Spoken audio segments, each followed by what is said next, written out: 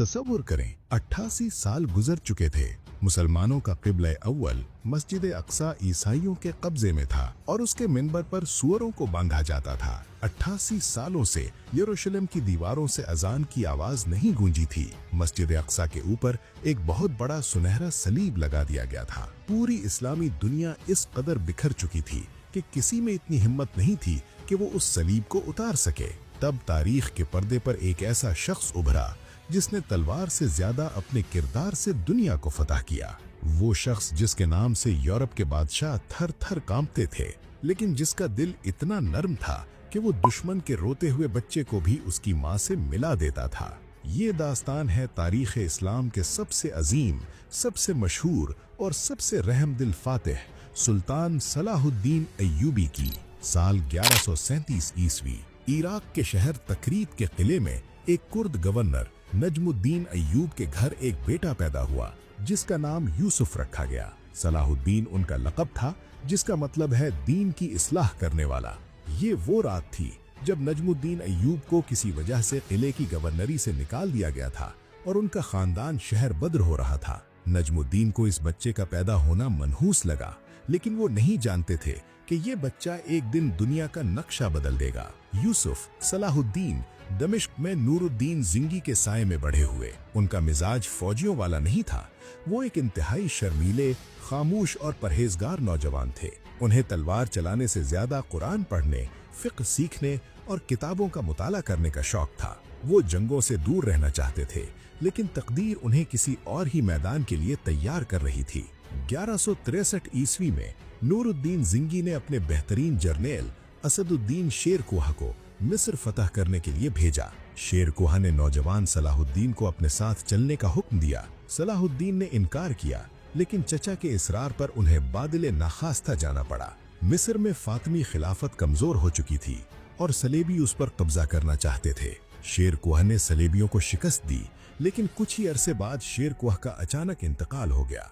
मिस्र के वजीरों ने सोचा कि ये नौजवान बहुत सीधा और कमजोर है, इसे वजीर बना देते हैं ताकि हम इस पर आसानी से कंट्रोल कर सकें। यूं सिर्फ 31 साल की उम्र में सलाहुद्दीन मिस्र के वजीर बन गए, लेकिन इक़्तिदार मिलते ही वो शर्मीला नौजवान एक बिखरे हुए शेर में बदल गया। उसने मिस्र पर अपनी गिरफ्त मजबूत की, फातिमी खिलाफत का खात्मा किया और मिस्र को वापस अब्बासी खिलाफत के मातहत करके नूरुद्दीन जिंगी की सल्तनत का हिस्सा बना दिया।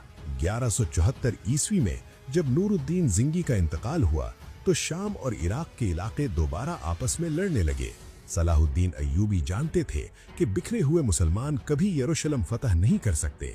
उन्होंने दमिश्क का कंट्रोल संभाला और शाम, मिस्र, यमन और हिजाज को एक अजीम अय्यूबी सल्तनत के झंडे के तले इकट्ठा कर लिया। इस दौरान सलाहुद्दीन को सबसे बड़ा खतरा सलेबियों से नहीं बल्कि हशाशीन नामी एक इंतहाई खतरनाक और खुफिया तंजीम से था, जिनका रहनुमा हसन बिन सबाह का जाननशीन राशिदुद्दीन सिन्नान था। हशाशीन ने सलाहुद्दीन को कत्ल करने की कई बार कोशिश की। एक रात तो सुल्तान के खेमे में एक कातिल घुस आया, लेकिन सुल्तान बाल बाल बचे।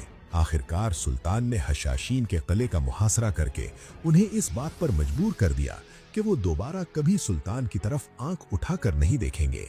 सलेबी रियासतों में एक इंतहाई जालिम, पागल और खूनखार सरदार था जिसका नाम रेनॉल्ड ऑफ शाटिलियन था। उसने मुसलमानों के साथ किया गया अमन का मुआहिदा तोड़ दिया। वो हाजियों के काफिलों पर हमला करता, औरतों और बच्चों को कत्ल करता। हद तो ये हो गई कि उसने बहीरे अहमर में अपने बहरी जहाज उतारे और खुलेआम धमकी दी कि वो नाउजुबिल्लाह मक्का और मदीना पर हमला करके नबी करीम सल्लल्लाहु अलैहि वसल्लम के जसद मुबारक की बेहुरमती करेगा।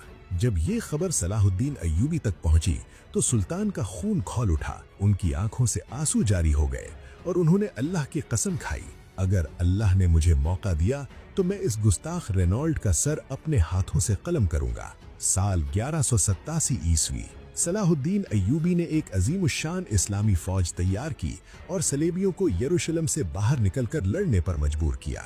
सलेबियों की सबसे बड़ी और ताकतवर फौज, जिसमें यरूशलेम का बादशाह काय और रेनॉल्ड भी शामिल थे, जुलाई की शदीद गर्मी में यरूशलेम से निकली। सलाहुद्दीन अय्यूबी जंगी हिकमत अमली के बेताज बादशाह थे।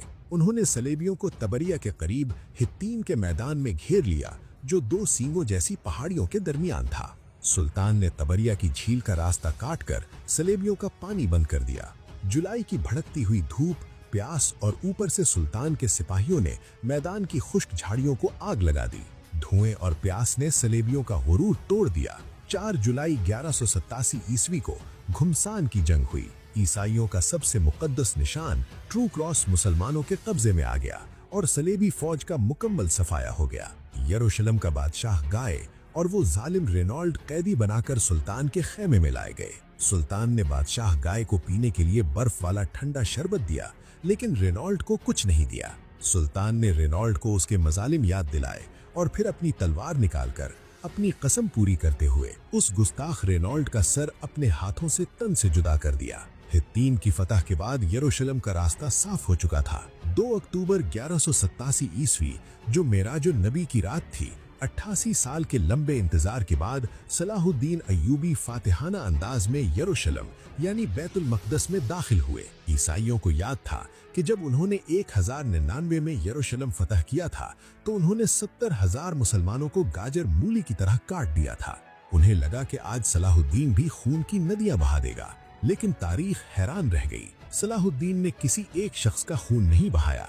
उन्होंने ऐलान किया, कोई किसी के घर में दाखिल नहीं होगा, कोई किसी का माल नहीं लूटेगा। ईसाइयों की जान, माल और उनके गिरजाघर सब महफूज हैं। जो जाना चाहे वो फिदिया देकर जा सकता है और जिसके पास फिदिया नहीं, उसे मेरी तरफ से माफी है। सुल्तान ने अपने और अपने भाइयों के पैसों से हजारों गरीब ईसाइयों का फिदिया अदा करके उन्हें आजाद कर दिया। फिर मस्जिद अक्सा को अर्क़े गुलाब से धोया गया, उस पर से सलीब उतारी गई और नूरुद्दीन ज़िंगी का वो अजीमुश्शान मिंबर जो उन्होंने हलब में बनवाया था, लाकर मस्जिद अक्सा में रखा गया। 88 साल बाद पहली बार जुमे की अजान गूंजी तो सुल्तान समेत हर मुसलमान की आंखें रो रही थीं।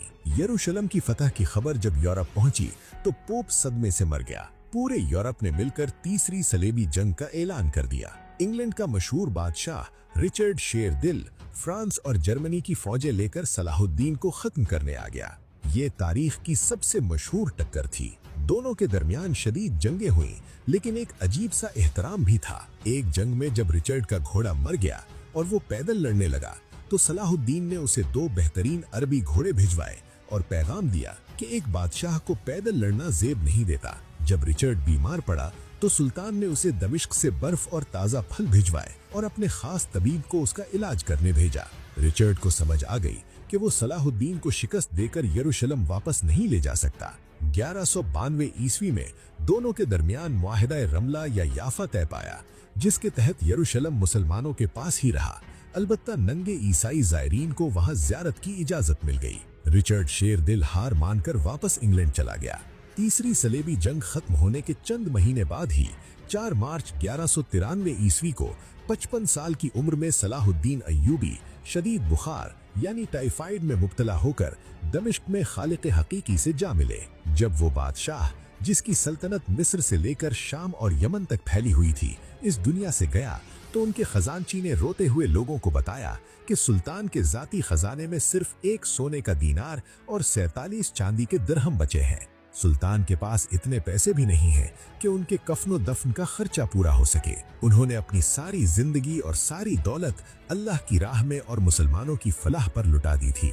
सुल्तान सलाहुद्दीन अय्यूबी को दमिश्क की अमवी मस्जिद के करीब सपुर्द खाक किया गया, जहां उनका मिज़ार आज भी मौजूद है। वो तलवार और घोड़े के बादशाह थे, लेकिन उनकी असल बादशाहत आज भी लोगों के दिलों पर है।